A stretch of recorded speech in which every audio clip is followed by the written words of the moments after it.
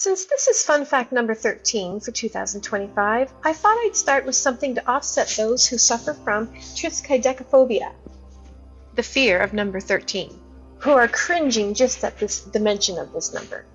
If you consider the number 13 to be lucky like I do, then I'd best not mention that this year, 2025, only has 12 new or full moons. The year is off to a bit of an unlucky start, but next year we will have a blue moon on May 31st, 2026.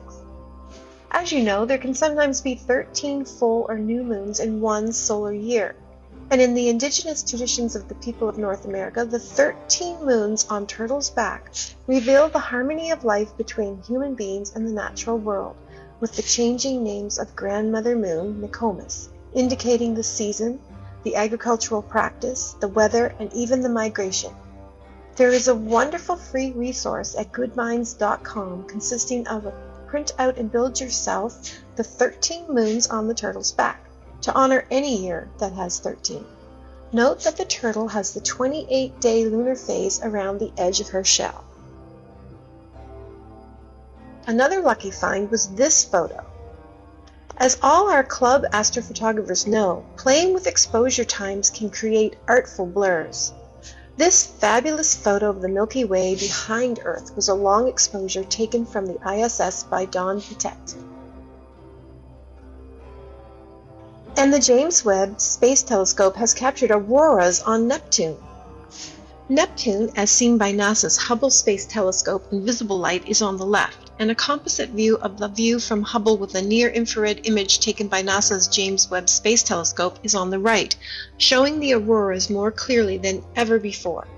The cyan glows in the right image trace the presence of auroras. Unlike other planets where auroras appear at the northern and southern poles, Neptune's tilted magnetic field makes its auroras appear around the mid-latitudes.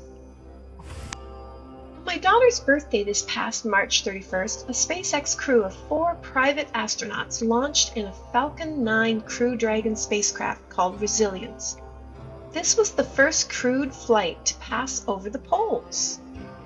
Resilience was flying a mission called Fram2, the 6th non-NASA flight of a Crew Dragon spacecraft.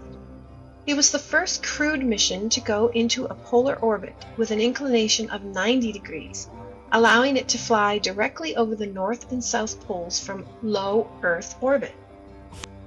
Previously, the highest inclination flown on a crewed flight was 65 degrees on early Soviet Vostok missions.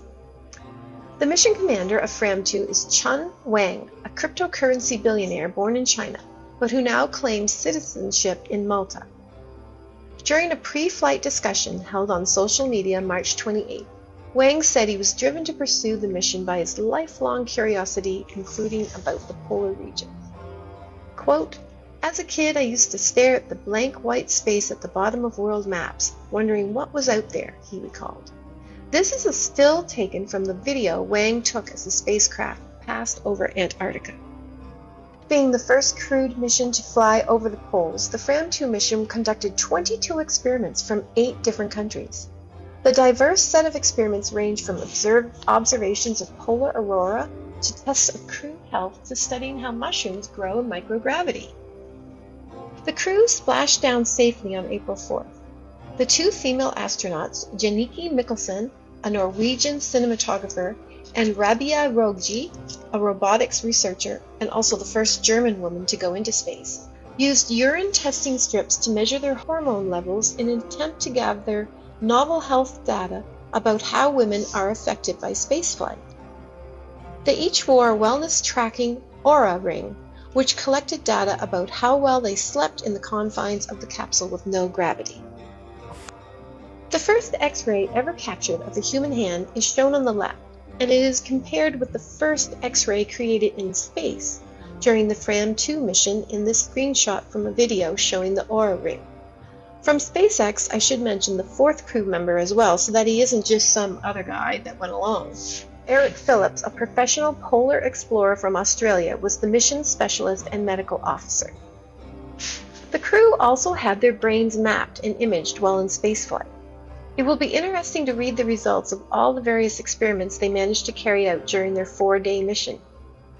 I wouldn't mind a 4-day reprieve that involved being able to view Earth from space.